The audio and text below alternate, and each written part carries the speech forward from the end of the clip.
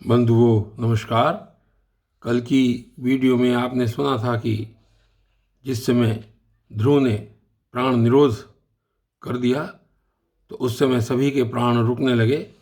तो सभी देवता भगवान के पास गए और उन्होंने भगवान से कहा कि भगवान, ऐसा तो पहले हमने कभी नहीं देखा और ये ऐसा क्यों हो रहा है। तब भगवान ने देवताओं से कहा कि उत्तानपाद के पुत्र ध्रुव ने अपना प्राण निरोध कर लिया है और चूंकि उसके प्राण मुझ में लय होने लगे हैं कठिन तपस्या के कारण, इसी कारण तुमको ऐसा प्रतीत हो रहा है और शीघ्र ही इसका उपाय हो जाएगा। तो सभी देवता अपने अपने धाम को चले गए और उसके बाद आगे की कथा आज यहाँ पर देखिए क्या है। तो श्री मैत्रेय जी कहते हैं कि विदुर जी, भगवान के इस प्रकार आश्वासन देने से देवताओं का भय जाता रहा और वे उन्हें प्रणाम करके स्वर्गलोक को चले गए। तदनंतर विराट स्वरूप भगवान गरुड़ पर चढ़कर अपने भक्त को देखने के लिए मधुवन में आए।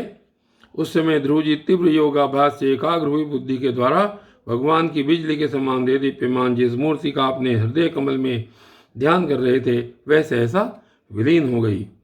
इससे घबराकर उन्होंने जो ही नेत्र खोले कि भगवान के उसी रूप को बाहर पाकर अपने सामने खड़ा देखा।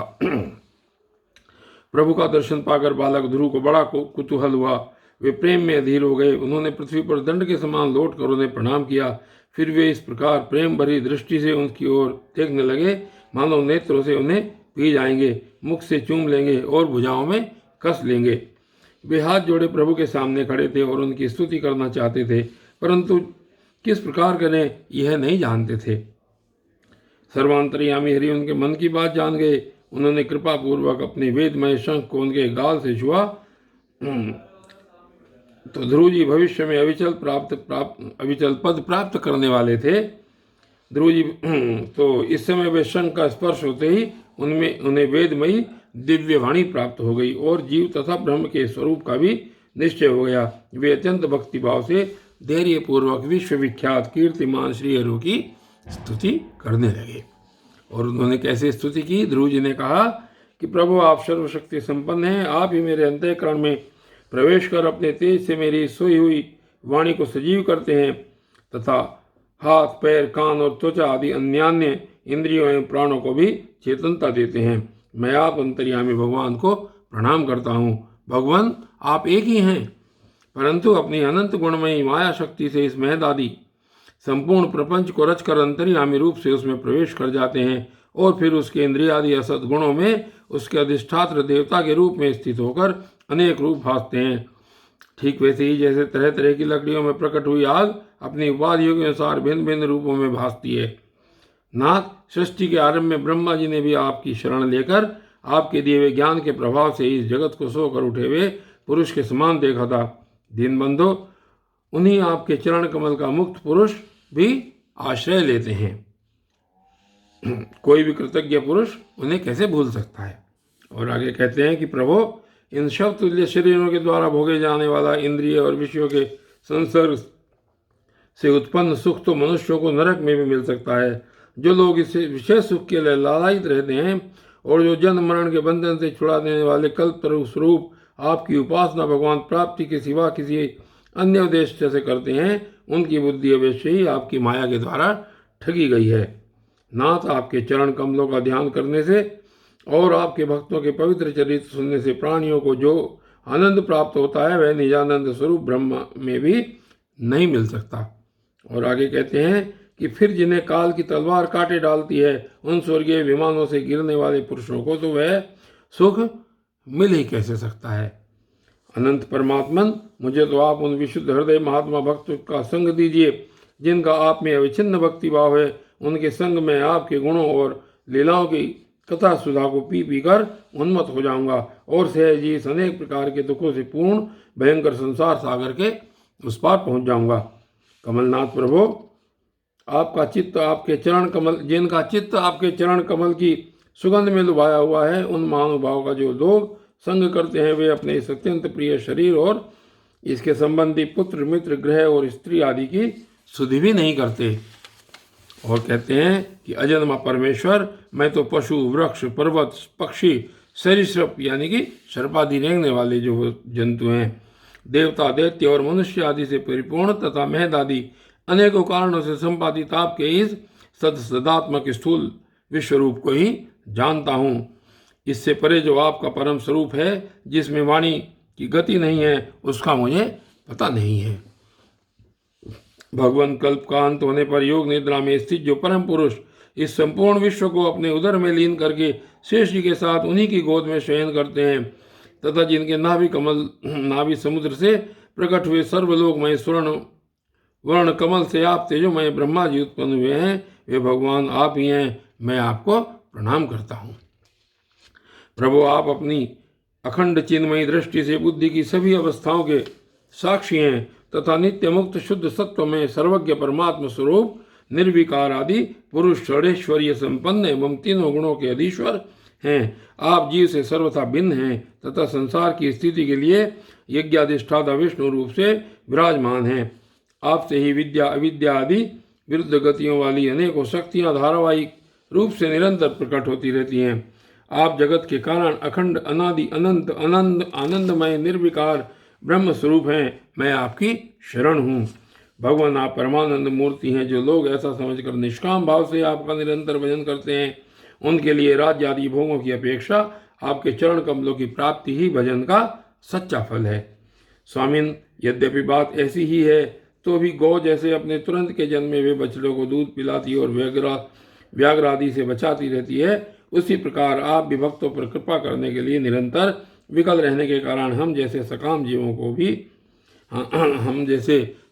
जीवों की भी कामना पूर्ण करके उनकी संसार भय से रक्षा कर रहे हैं।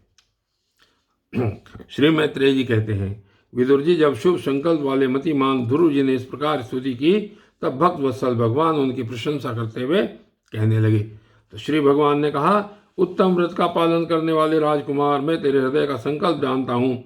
यद्यपि उस पद का प्राप्त होना बहुत कठिन है, तो भी मैं तुझे वह बता देता हूँ, तेरा कल्याण हो।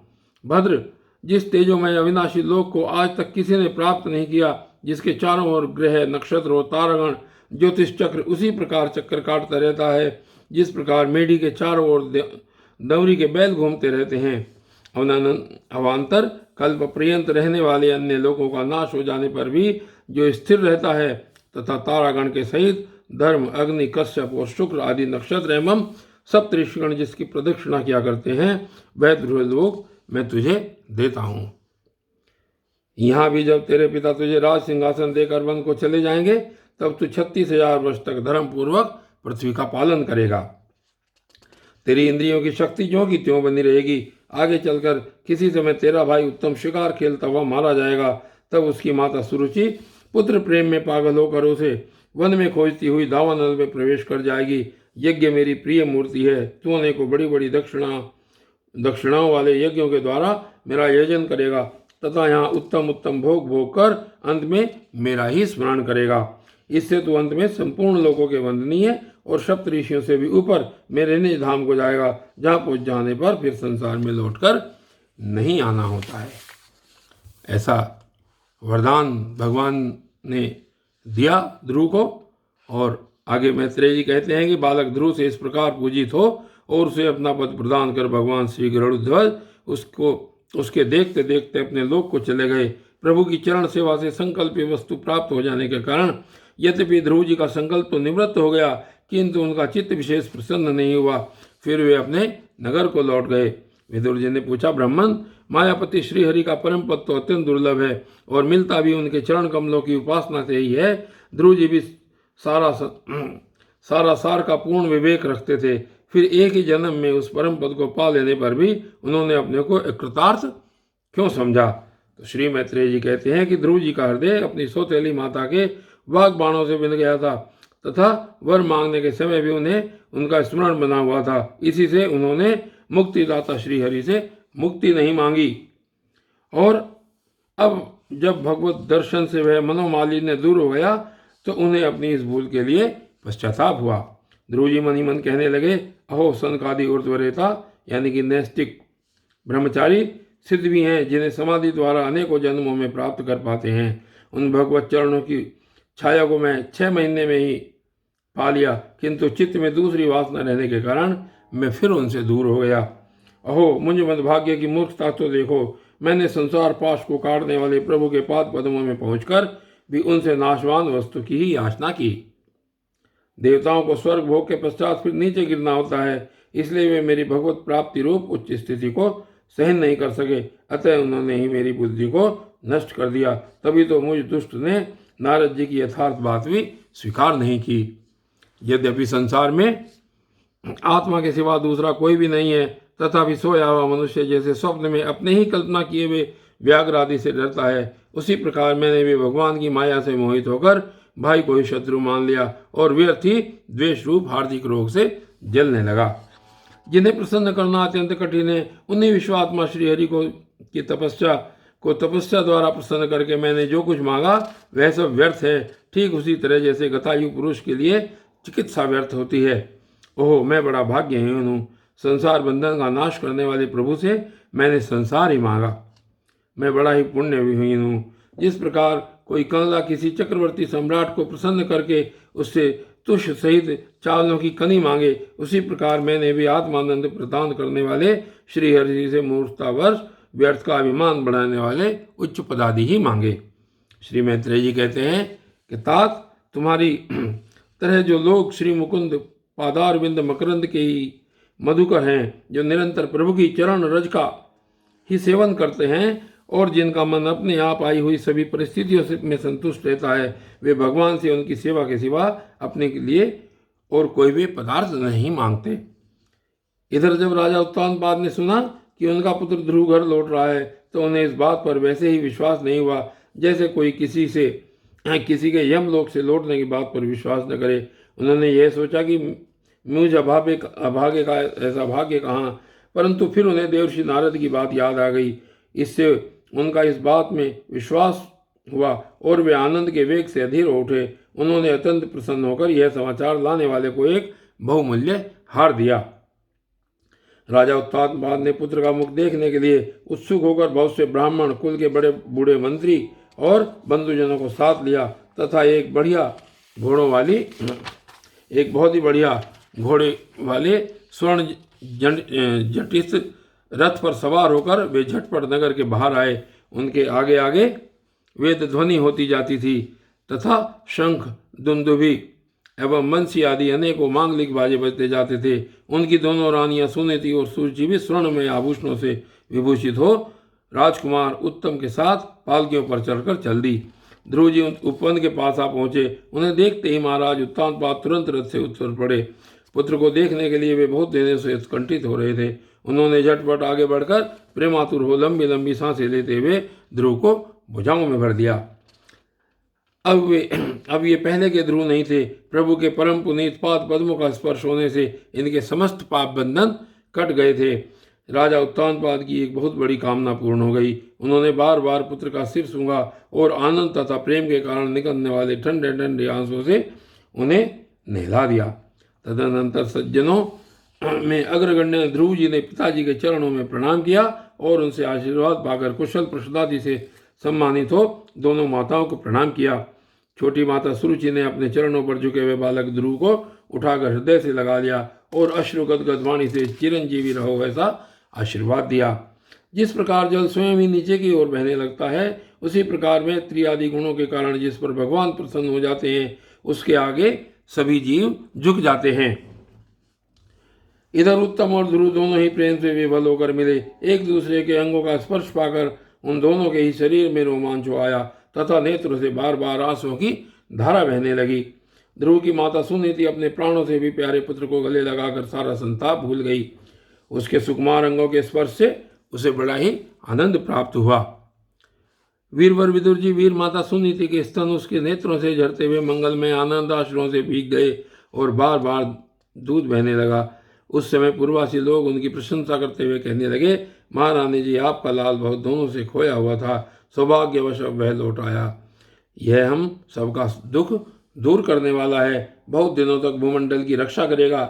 आपने अवश्य ही शरणागत भंजन श्रीहरि की उपासना की है। उनका निरंतर ध्यान करने वाले धीर पुरुष परम दुर्जय मृत्यु को भी जीत लेते हैं। विदुर जी इस प्रकार सभी लोग ध्रुव के प्रति अपने लाड प्यार प्रकट कर रहे थे। उसी समय उन्हें भाई उत्तम के सहित हथिनी पर चढ़ाकर महाराज उत्तानपाद ने बड़े हर्ष के साथ राजधानी में प्रवेश किया। उस समय सभी लोग उनके भाग्य की बड़ाई कर रहे थे। नगर में जहाँ तहाँ मगर के आकार के सुंदर दरवाजे बनाए गए थे तथा फल फूलों के गुच्छों के सहित केले के खंभे और सुपारी के पौधे सजाए गए थे।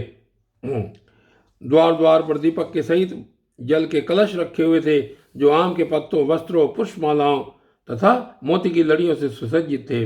जिन अनेकों परकोटों, फाटकों और महलों से नगरी सुशोभित थी, उन सब को स्वर्ण की सामग्रियों से सजाया गया था तथा उनके कंगूरे विमानों के शिखरों के समान चमक रहे थे। नगर के चौक, गलियों, अटारियों और सड़कों को झाड़ बुहार कर उन पर चंदन का छिड़काव किया गया था और जहाँ जहाँ खील, चावल, पुष्प, फल, जौ एवं अन्य मांगलिक उपहार सामग्रियाँ सजी रखी थी जहाँ तहाँ पर। और ध्रुव जी राजमार्ग से जा रहे थे। उस समय जहाँ तहाँ नगर की शीलवती सुंदरियाँ उन्हें देखने को एकत्र हो रही थी। उन्होंने वात्सल्य भाव से अनेकों शुभाशीर्वाद देते हुए उन पर सफेद सरसों, अक्षत, दही, जल, दूर्वा, पुष्प और फलों की वर्षा की। इस प्रकार उनके मनोहर गीत सुनते हुए ध्रुव जी ने अपने पिता के महल में प्रवेश किया। वह श्रेष्ठ भवन महामूल्य मणियों की लड़ियों से सुसज्जित था। उसमें अपने पिताजी के लाड़ प्यार का सुख भोगते हुए वे उसी प्रकार आनंदपूर्वक रहने लगे जैसे स्वर्ग में देवता लोग रहते हैं। वहाँ दूध के फेन के समान सफ़ेद और कोमल शैयाएँ, हाथी दांत के पलंग, सुनहरी कामदार पर्दे, बहुमूल्य आसन और बहुत सा सोने का सामान था। उसकी स्फटिक और महामरकत मणि उनकी दीवारों में रत्नों की बनी हुई स्त्री मूर्तियों पर रखे हुए मणिमय दीपक जगमगा रहे थे। उस महल के चारों ओर अनेक जाति के दिव्य वृक्षों से सुशोभित उद्यान थे, जिनमें नर और मादा पक्षियों का कलरव तथा मत वाले वनों का गुंजार होता रहता था। उन बगीचों में वैदूर्य मणि यानी कि पुखराज की सीढ़ियों से सुशोभित बावलियाँ थी, जिनमें लाल, नीले और सफेद रंग के कमल खिले रहते थे तथा हंस, कारंडव, चकवा एवं सारस आदि पक्षी क्रीड़ा करते रहते थे।